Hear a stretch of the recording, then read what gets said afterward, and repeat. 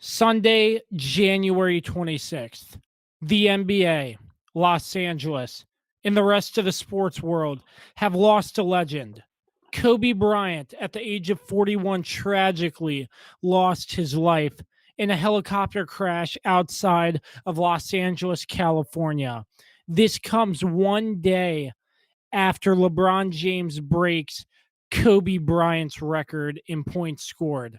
Kobe Bryant was at that game, and the next day, Kobe Bryant tragically lost his life. The Josh Kirby on Sports podcast sends our thoughts and prayers out to Kobe Bryant and his family. Kobe also lost his daughter in the crash, Gianna Bryant, on their way to a basketball tournament that Kobe Bryant was coaching in.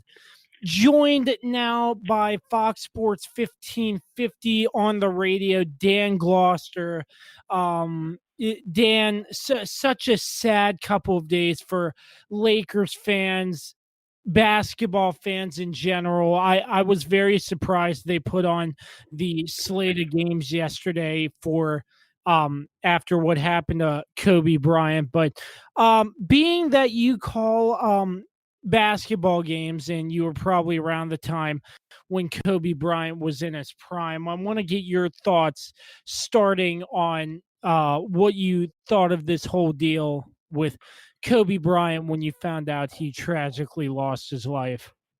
It's one of those things, Josh, that you just kind of take it, just don't believe initially, and you want it to be untrue. But unfortunately, that wasn't the case. It was very true, and he and 8 others lost their lives, and it's just a tragic day all the way around for the Bryant family, but also the other families that were involved. And it's just life is short. You just never know. Yes, indeed. Kobe Bryant with an amazing career. I just want to dive in a little bit to his stats.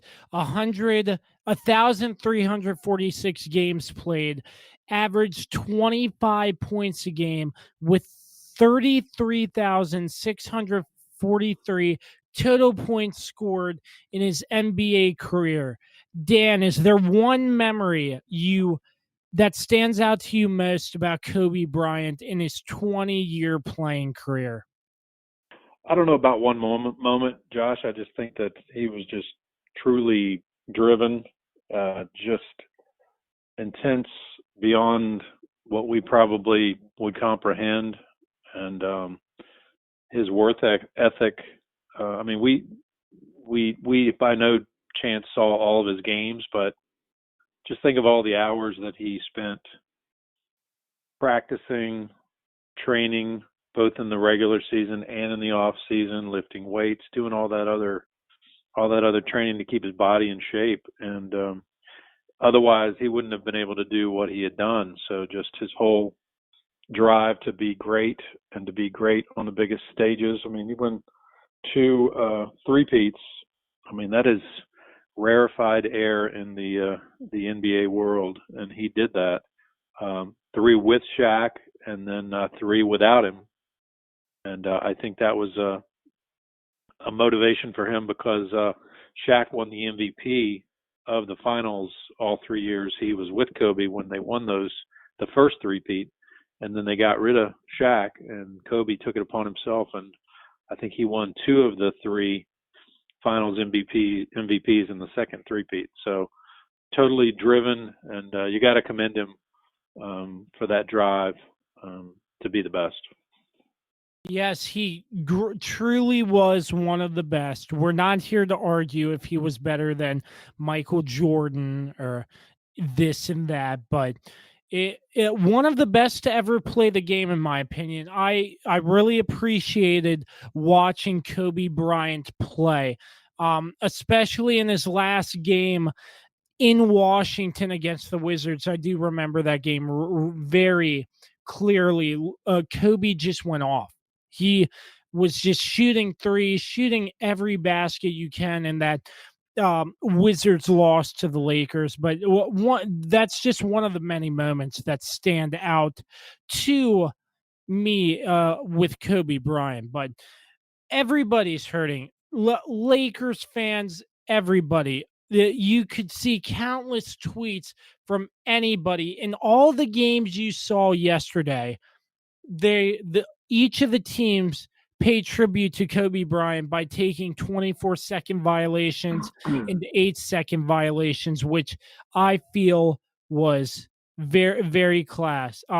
Yeah, to be honest, none of the NBA was ready to play that day, but there was a lot of raw emotion, and they went out and did their job. But that's what Kobe would have done. That's what I've Sure. heard, that Kobe would have left it all out onto the court and this and that. But such a sad, sad day for sports fans. It's very hard to hear the passing of Kobe Bryant, but a great career nonetheless. And as of today, the NBA is waiving the traditional Hall of Fame process, and Kobe Bryant will be inducted into the National Basketball Association Hall of Fame.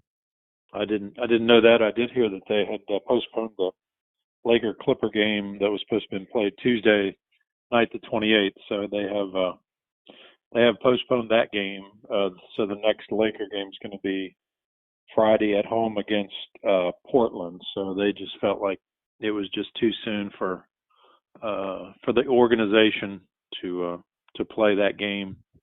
I think the players probably would have done it, but I think they just felt overall that it was too much for the organization to deal with, and for all of those personnel to be able to kind of put that on when it's just so raw, just 2 days after what happened. So Yeah, I truly commend the NBA for waiving the process and getting Kobe Bryant into the NBA Hall of Fame. He was bound to go to the Hall of Fame. It just is sad to see that Kobe Bryant will not be making a Hall of Fame speech, unfortunately. But the rest of his family will be there to honor his legacy in that enshrinement ceremony. The Grammys were going on at the time of the death of Kobe Bryant at the Staples Center, and they paid tribute to Kobe Bryant by lighting up both the number 8 and the 24 jersey. In conclusion, I believe number 8 and number 24 should be retired from the National Basketball Association indefinitely in honor of Kobe Bryant and all the work he has put in. Yeah, he's just a class act, and he did so much in his community as well. Such a great person and a great player, and he will be missed by many. indeed, and I just think it's tragic that he was going to do something that he loved to do, which was coach his daughter in a travel basketball game when he passed away. So that's very sad as well, but a testament to his love for his daughter and his love for the game of basketball, and trying to help her and her team to be better. But just a tragic day. Absolutely. It will be a day that I will never forget. I will clearly remember where I was when I saw the news that Kobe Bryant has been killed. We'll get thoughts from Dan Demski on the tragic passing of Kobe Bryant. When we return, I'll be with Dan still talking some high school basketball. You're listening to the Josh Kirby on Sports Podcast, Special Edition. Kobe Bryant, I mean, he was just an unbelievable fixture in the NBA and basketball and the world and sports in general. And, he just transcended everything about sports and the sports celebrity status that had only been of a couple players before him. He really was the Michael Jordan of his era in the way that he played the game, not only statistically, but just with his passion, his fire, the way he attacked every game. and his will to win, I think, was second to none. You can look across the NBA and see his impact, you know, taken straight out of high school, 17 years old, drafted into the NBA. You have to grow up kind of quickly when you're in that situation, I imagine, and he certainly did, and became the player that we all loved and respected throughout his career. And I think from my perspective, he was the NBA. He was the dream of making the NBA as a kid, watching him play basketball. Of course, he was drafted before I was even born. I think the way he challenged his teammates to get better, the way he went about the game, the way he wanted to win, as I mentioned before, those were all just such important traits for someone who wanted to be an athlete, whether it was basketball or another sport. He was so huge for the game. He did a lot of great stuff in his community, and made himself very visible throughout the off seasons in the work he did with children, with young adults, and the foundations. And of course, who can forget the important role he played in the increase viewership and just the higher visibility of women's basketball. Of course, getting his daughter to go to some WNBA games and get her interested to play basketball, and trying to help the higher visibility of that. All of this, just goes along with the player he was on the floor. And like I said, he challenged his teammates to win. And like I said, a lot of his teammates probably didn't have the thick skin to play with Kobe because he expected to give you 110% every time out on the floor. Whether you were playing in a game, in game 32 of the season, or whether you were in a Western Conference or NBA final game, he was going to make sure you were giving it all you had. And that, to me, is what his legacy is and will always be. The gamer that he was, the champion, and he challenged his teammates to get better every time they were out on the floor. Like I said, I think before him, the only player to do that was Michael Jordan. And he made all of his teammates around him better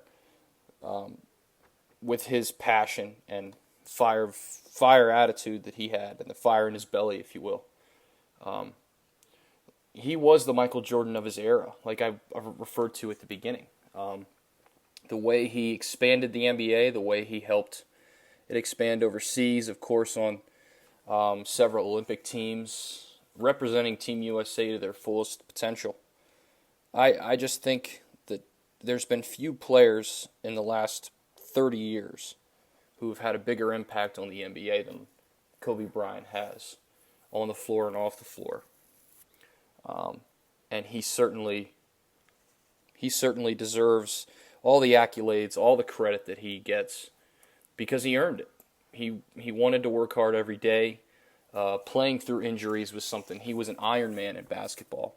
Talk about the torn Achilles, and this is a story that's been repeated several times, but he tore his Achilles and then went to the free throw line and shot 2 free throws. I mean, that's just extremely rare.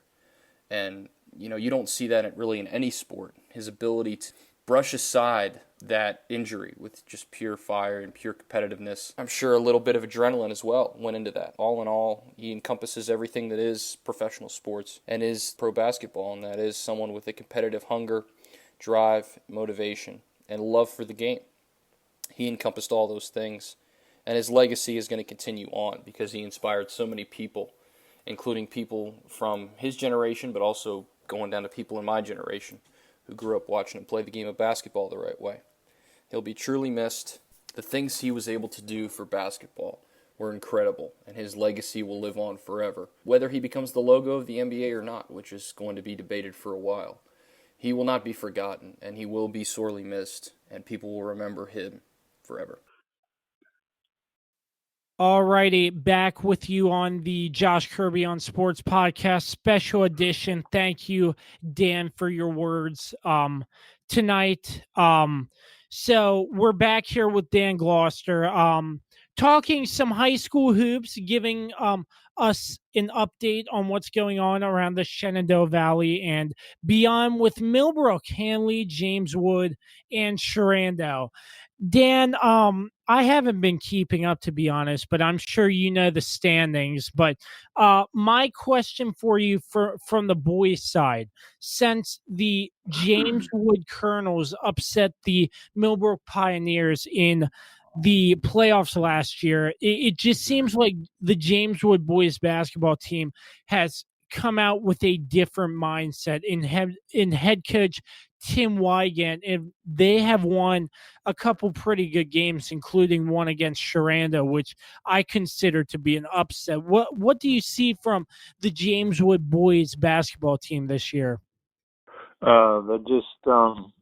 got some players that have got a lot more experience from last year, and they're kind of driven by that whole really just awful season. But that one win they got, Josh, that you mentioned, I think that really helped their confidence, and it has definitely rolled over into this season for sure. They've got Jerome McCarthy. He is a transfer from Hanley, and his brother plays on the team as well, Tyrone McCarthy. So that's definitely helped Clark County quite a bit. They're definitely a defense first team. They're not afraid to really slow the tempo. I mean, they won a game against, I believe, Liberty 30-22, and they won a game against Hanley 34-30. So they're definitely want to slow the tempo, and they're not, afraid to play that type of game. They've got a different mindset, and Tim Wygant, he's a good coach, and last year was just things really just everything that could happen did happen in a negative way, and that's what happens just sometimes in sports and sometimes in life too. But they kept working, and again they got that one win, and I really think that's kind of carried over. As of Friday morning, they were 11-3 and 6-2 in the Northwestern District, and the 6-2 mark is good for second place. They do play Millbrook again. That's on February 7th, but they've already lost to the Pioneers once, so they pretty much have to win that game to have any chance of tying the Pioneers. And they've got some other big games coming up too. They start to play Liberty again, and they have to play Hanley again. That's this Friday, and that's a game that we're going to broadcast on Fox Sports 1550.iheart.com. But it is at home, so yeah, I commend the Colonels. They've really turned it around. Yes, indeed. And moving right along to Hanley, Hanley doesn't look as good as they used to. What's going on with Hanley? Well, they only have one player back, one starter back from last year, and he's pretty much the lead dog. That's Dimitri Gardner, averaging just shy of 23 points per game. But in the top 16 area scorers, and that includes Hanley, Millbrook, Sharando, James Wood, and Clark County, there are no other players listed other than Dimitri Gardner, and he's listed as the number one scorer. So they've had to figure out how to get points from other players. And a case in point, the other night against Kettle Run, a game that they won big, the judges got 11 points, including 3 3-pointers from Kamani Curry, their junior point guard. So that's a good sign that they've got some other players that can contribute. But the fact is, their district record is still 5-3 with games against James Wood and I believe Culpeper and Fauquier and Sharando left. Those are all winnable games. So I think they're trying to start peaking at the right time heading down the stretch. The judges, Josh, they're 9-8 and 6-3 overall as of the result last Friday night. Big win against Kettle Run as they beat them 75-45. So still pretty young Hanley Judges team, as you said. Very. So a lot of improvement, but still with a great coach in Jason Toten, you can't really go wrong. No, not at all. They certainly he knows how to coach and just trying to get them going, and I think he's got them going in the right direction. They lost the game at Millbrook in overtime to the Pioneers back on the 10th, or no, maybe it was the 17th. Dimitri Gardner hit a three-pointer at the buzzer to tie the game, put it into overtime, but then it was Jordan Jackson who scored 6 of the Pioneers' 8 overtime points, as Hanley didn't score in the second period. But they're definitely playing hard and trying to get it going down the stretch. Absolutely. And last time we talked, I don't believe we talked about the resignation of former Millbrook head coach Rob Harris, taking his place as Stephen Grubbs. How's that transition going? What have you seen from the Millbrook boys basketball team so far? Well, it's been going really well. Despite the loss at home to Liberty Friday night, they were upset. Let's see, the score was 73-67. They had won 9 straight games. The loss puts their record at 12-5 and 8-1 in the Northwestern District. But Grubb's doing a great job.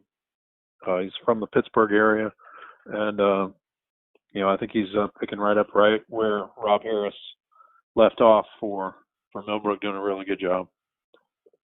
All righty. So can you give us a rundown of the records for the boys side in the Northwestern District real quick? Let's see. Overall, Millbrook 12-5, James Wood 11-3, Hanley 9-8, and then Sharando, they're having a rough time of it, Josh. They are 3-13 on the season. We did do their game. Sharando. They're just honestly, Josh, I'm not sure. Kelly Lawson is their 6'4" post player, and he's a solid player, but it just seems like they go into droughts, scoring droughts, and they give up big periods to their opponents, and then they just can't get back into games. So they're just kind of struggling to put 4 solid periods of basketball together consistently, and sometimes that's easier said than done, and I think that's the case for Sharando this year.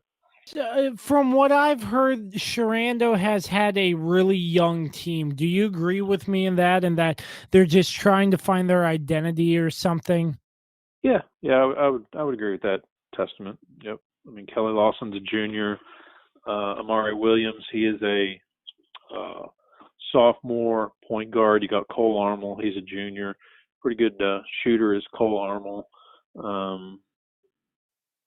And like Darius Lane, he doesn't really score a whole lot. He's a senior, but so yeah, I think overall they're definitely a young team, and again, just having a tough time kind of gelling together. Absolutely. So that wraps up the boys' side. Now over to the girls' side, Dan. I want to get your thoughts on new head coach for the Sharando girls basketball team, Brooklyn Wilson. How do you think she's fitting in well with that? The Sharando basketball team after Mike Marsh. Oh, I think she's doing a really good job. She's, I think they are. Have an even record 9-9, 5-5 in the district. It's good for third place. Actually, I think they're tied or maybe a half game up on Fauquier in the Northwestern District. They've had a chance to beat James Wood, but kind of faltered down the stretch. Got blown out by Millbrook, but everybody gets blown out by Millbrook. So, but they've got a good group of girls. I mean, Isabel Hall, Ella Carlson, Jaden Polston, among the girls for Sharando that are doing well. And I think Brooklyn's kind of definitely doing a really solid job for Sharando. And moving right along, let's talk about James Wood and their girls basketball team. What's the record and the story over there with James Wood? Well, they're 13-2, 8-1 in the Northwestern District. They're led by Michaela Fireball. She is the leading scorer in the area, and she's already committed to play Division I basketball at Rider University. That's a school up in New Jersey, and a former Colonel alum, Michael Crawford, back in the mid-'90s, he went to Rider University.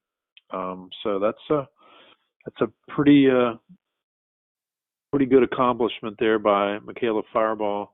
22 points, 5 rebounds, 2 assists, about 5 steals a game. She does just about everything. Leads the area in free throw shooting, 83%. 42% from beyond the arc. With that being said, Josh, when they play Millbrook, they just cannot seem to put it together, and Millbrook kind of has their number, but they've got a chance. Still got a chance to beat them. That would be pretty sure that's February 7th that those teams will square off out at the Ridge campus. That'll be the final regular season contest for both teams.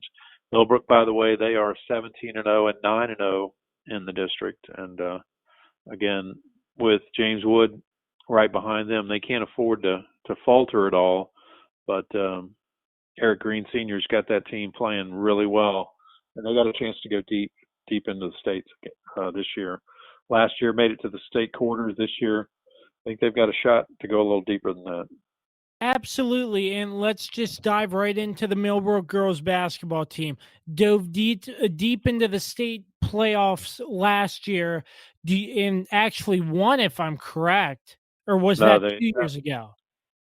Well, that was 2 years ago. That was 2 years ago with Maddie Green, now at JMU, among others, on a loaded team. But last year they got knocked out in the state quarterfinals against Carroll County in a game played down at Pulaski County High School. So I'm sure that will be on the minds of the girls this year as they hope to get further into the states than just the state quarterfinals.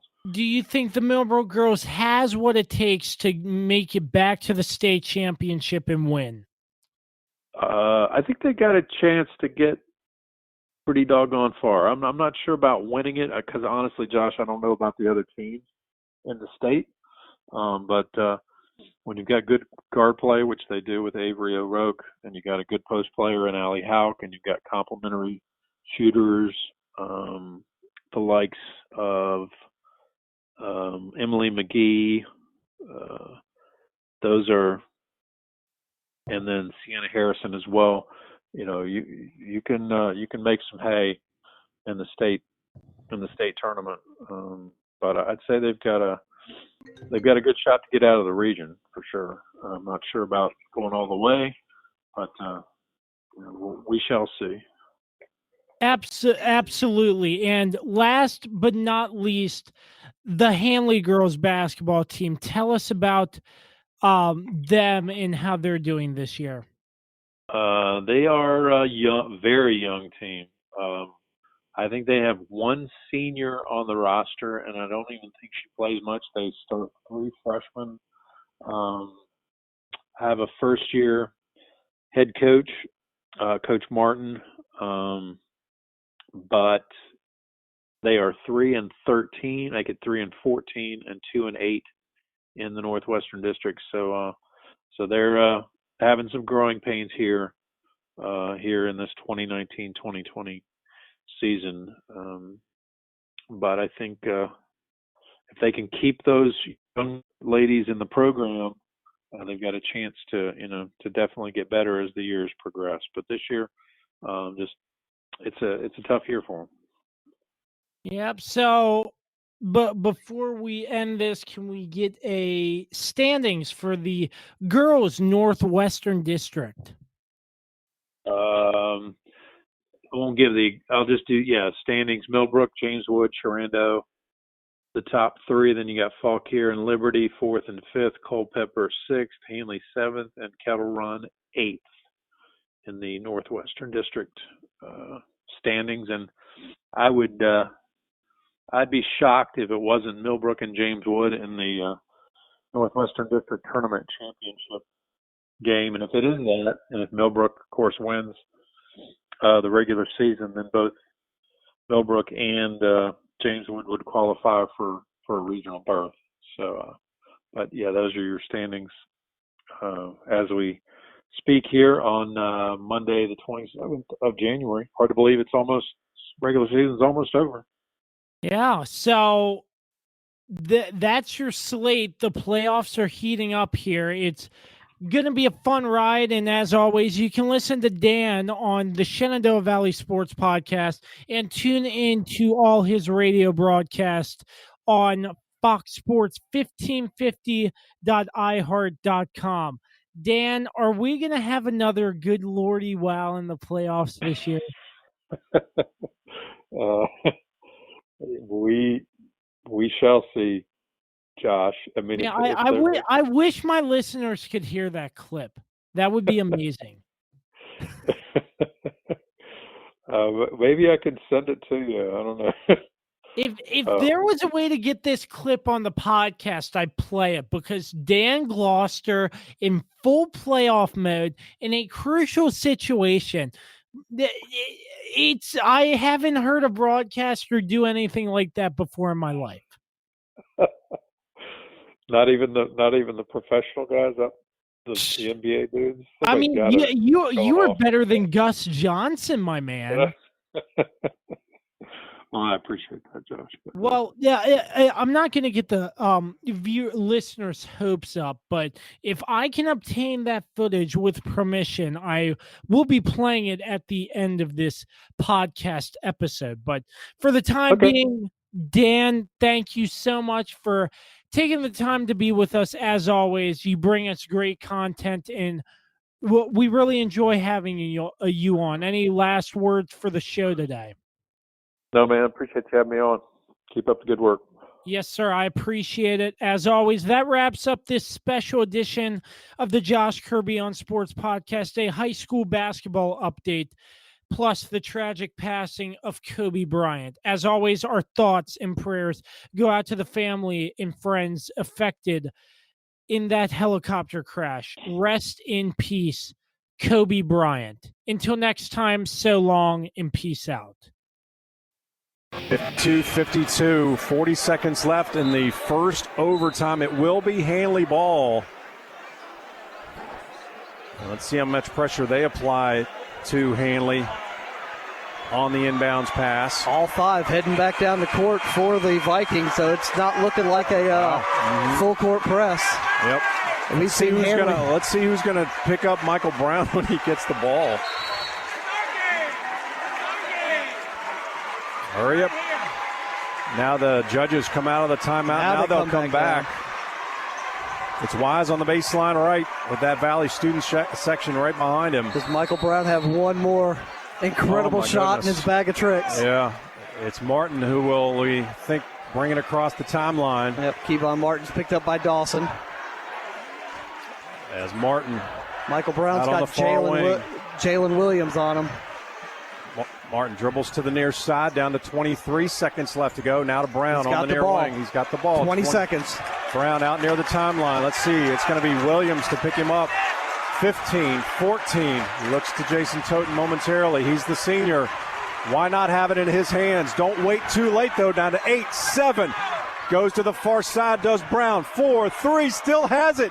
Got to put it up. He puts Shot it at up. the buzzer. And it's good. He wins it. Oh my gosh, he Judges win. 54-52 at the buzzer. Michael Brown, oh my goodness. And the judges are heading to the state championship game. Good Lordy. Wow. Oh my goodness. Michael Brown put this team on his back, and he took them all the way to the championship game. Oh my gosh. I cannot believe it. I don't think I've ever yelled as loud as that. Wow. The Vikings will not defend their state championship. What a game. What a by performance. both teams. What a performance by Michael Brown. 54-52. Judges win on a last-second shot by Michael Brown. He hung in the lane. It looked like it was going to be not good because he was out on the far wing with about 4 seconds left. Finally regained the ball and drove into the paint and put the shot up. That was not off the glass. That was It rattled a floater home. in. It rattled home. Yep. In overtime, the judges win it 54-52. They outscore Valley in the overtime 10-8 to win it 54-52. Boy, gotta catch my breath here. Oh my.